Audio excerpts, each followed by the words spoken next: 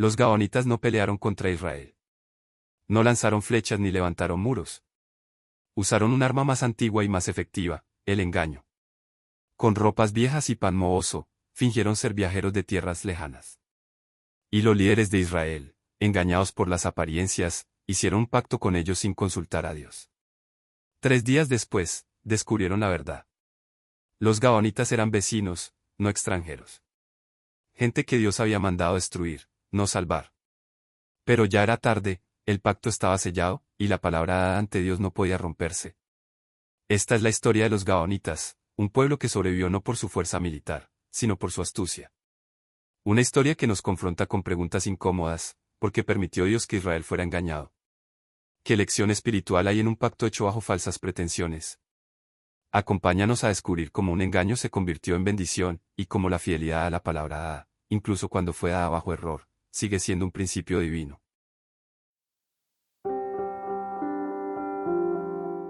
Mas los moradores de Gabaón, cuando oyeron lo que Josué había hecho a Jericó y a Ai, usaron de astucia, pues fueron y se fingieron embajadores, y tomaron sacos viejos sobre sus asnos, y cueros viejos de vino, rotos y remendados, y zapatos viejos y recocidos en sus pies, con vestidos viejos sobre sí, y todo el pan que traían para el camino era seco y mohoso. Y vinieron a Josué al campamento en Gilgal, y le dijeron a él y a los de Israel: Nosotros venimos de tierra muy lejana, haced, pues, ahora alianza con nosotros. Y los de Israel respondieron a los heveos: Quizá habitáis en medio de nosotros. ¿Cómo, pues, podremos hacer alianza con vosotros? Ellos respondieron a Josué: Nosotros somos tus siervos. Y Josué les dijo: ¿Quiénes sois vosotros, y de dónde venís? Y ellos respondieron: Tus siervos han venido de tierra muy lejana, por causa del nombre de Dios tu Dios, porque hemos oído su fama, y todo lo que hizo en Egipto, y todo lo que hizo a los 2 reyes de los amorreos que estaban al otro lado del Jordán, a Sehón rey de Hesbón, y a Og rey de Basán, que estaba en Astarot. Por lo cual nuestros ancianos y todos los moradores de nuestra tierra nos dijeron: Tomad en vuestras manos provisión para el camino, e id al encuentro de ellos, y decidles: Nosotros somos vuestros siervos, haced ahora alianza con nosotros. Este nuestro pan lo tomamos caliente de nuestras casas para el camino el día que salimos para venir a vosotros, y helo aquí ahora ya seco y mohoso. Estos cueros de vino también los llenamos nuevos, helos aquí ya rotos, también estos nuestros vestidos y nuestros zapatos están ya viejos a causa de lo muy largo del camino. Y los hombres de Israel tomaron de las provisiones de ellos, y no consultaron a Dios. Y Josué hizo paz con ellos, y celebró con ellos alianza concediéndoles la vida, y también lo juraron los príncipes de la congregación. Pasados 3 días después que hicieron alianza con ellos, oyeron que eran sus vecinos, y que habitaban en medio de ellos. Y salieron los hijos de Israel, y al tercer día llegaron a las ciudades de ellos, y sus ciudades eran Gabaón, Cafira, Birot y Kiriat Jearim. Y no los mataron los hijos de Israel, por cuanto los príncipes de la congregación les habían jurado por Dios el Dios de Israel. Y toda la congregación murmuraba contra los príncipes. Mas todos los príncipes respondieron a toda la congregación: Nosotros les hemos jurado por Dios, Dios de Israel, por tanto, ahora no les podemos tocar. Esto haremos con ellos, les dejaremos vivir, para que no venga ira sobre nosotros por causa del juramento que les hemos hecho. Dijeron, pues, de ellos los príncipes: Déjalos vivir, y fueron constituidos leñadores y aguadores para toda la congregación, concediéndoles la vida, según les habían prometido los príncipes. Y llamándolos Josué, les habló diciendo: ¿Por qué nos habéis engañado? Diciendo: Habitamos muy lejos de vosotros, siendo así que moráis en medio de nosotros. Ahora, pues, malditos sois, y no dejará de haber de entre vosotros siervos, y quien corte la leña y saque el agua para la casa de mi Dios. Y ellos respondieron a Josué y dijeron: Como fue dado a entender a tus siervos que Dios tu Dios había mandado a Moisés su siervo que os había de dar toda la tierra, y que había de destruir a todos los moradores de la tierra delante de vosotros, por esto temimos en gran manera por nuestras vidas a causa de vosotros, e hicimos esto. Ahora, pues, henos aquí en tu mano, lo que te pareciere bueno y recto hacer de nosotros, hazlo. Y él lo hizo así con ellos, pues los libró de la mano de los hijos de Israel, y no los mataron. Y Josué los destinó aquel día a ser leñadores y aguadores para la congregación, y para el altar de Dios en el lugar que Dios eligiese, lo que son hasta hoy.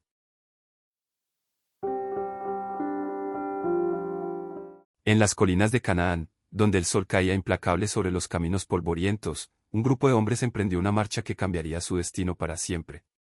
No llevaban armas ni estandartes de guerra.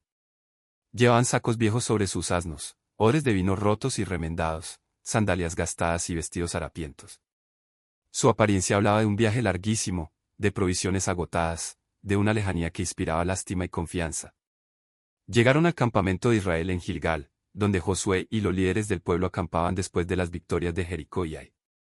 El temor se había apoderado de los reyes de Canaán, y ahora estos hombres se presentaban como embajadores de una tierra lejana que deseaba hacer pacto con el pueblo de Dios. La estratagema era perfecta porque estaba basada en medias verdades y apariencias cuidadosamente construidas. No dijeron que eran vecinos, dijeron que venían de muy lejos.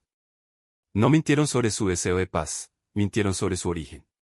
Josué y los líderes de Israel, guiados por su propio juicio y no por la palabra de Dios, tomaron de sus provisiones, y no consultaron la boca de Dios. El error fue sutil pero devastador. Confiaron en lo que veían, en lo que tocaban, en el pan duro y las odres rotos, en lugar de arrodillarse y preguntar al cielo. Hicieron pacto con los gaonitas, juraron por Dios, y solo 3 días después descubrieron la verdad. Aquellos embajadores no venían de tierras lejanas, sino de la vecindad inmediata.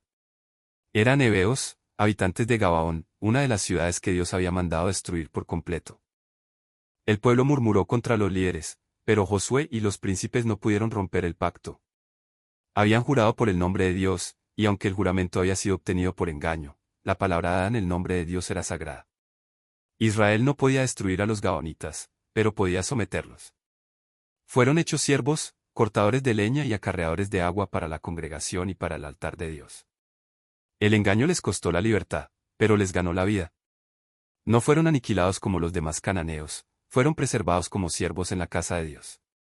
La mentira les trajo esclavitud, pero esa esclavitud les acercó al altar. Lo que comenzó como fraude terminó en proximidad al culto del Dios verdadero. La historia de los gaonitas no termina allí. Años después, cuando los reyes amorreos se aliaron para destruir Gabaón por haber hecho paz con Israel, los gaonitas enviaron un mensaje urgente a Josué: no retraigas tu mano de tus siervos, sube presto a nosotros para defendernos y ayudarnos. Y Josué, a pesar del engaño inicial, cumplió el pacto y acudió en su defensa. Fue en esa batalla donde Dios hizo detener el sol y la luna, dando a Israel una victoria sin precedentes.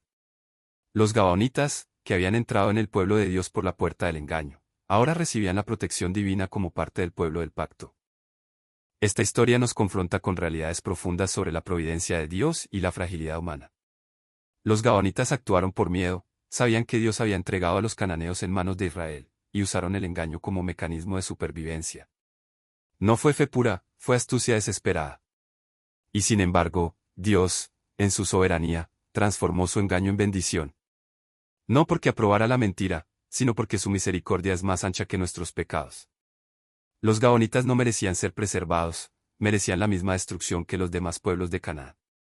Pero la gracia de Dios encontró un camino, incluso a través de las mentiras humanas, para traer a estos cananeos a la órbita de su presencia. La lección para nosotros es doble. Primero, nos advierte sobre la necesidad de consultar a Dios en cada decisión, especialmente cuando se trata de alianzas y compromisos. Josué y los líderes confiaron en sus sentidos, vieron las provisiones gastadas, tocaron los odres rotos, y concluyeron que los mensajeros decían la verdad. No oraron, no preguntaron, no buscaron la dirección divina. El error fue de omisión, pero las consecuencias fueron eternas. ¿Cuántas decisiones en nuestra vida, matrimonios, negocios, amistades, ministerios, se toman basadas en apariencias, sin buscar la sabiduría que viene de lo alto?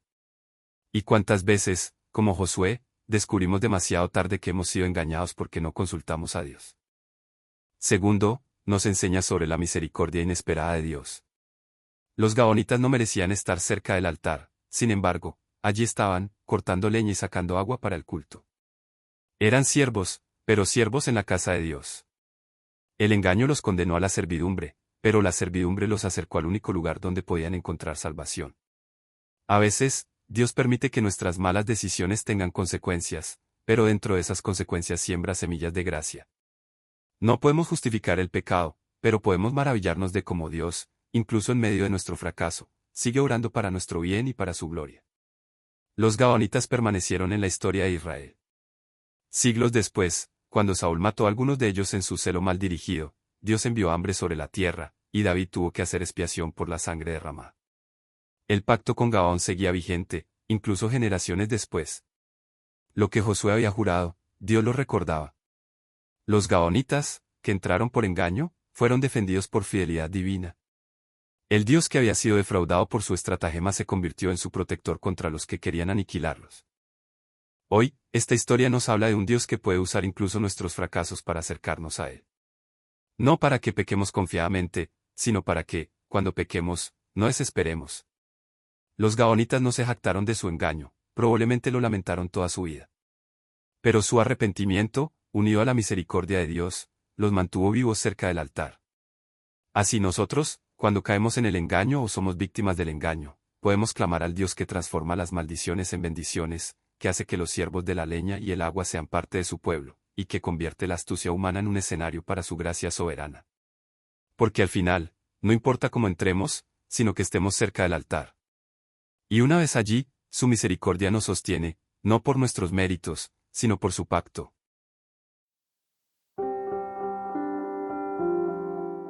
¿Cómo discernir entre verdaderas y falsas apariencias? ¿Qué importancia das a consultar a Dios antes de decisiones? ¿Cómo manejas compromisos hechos por error?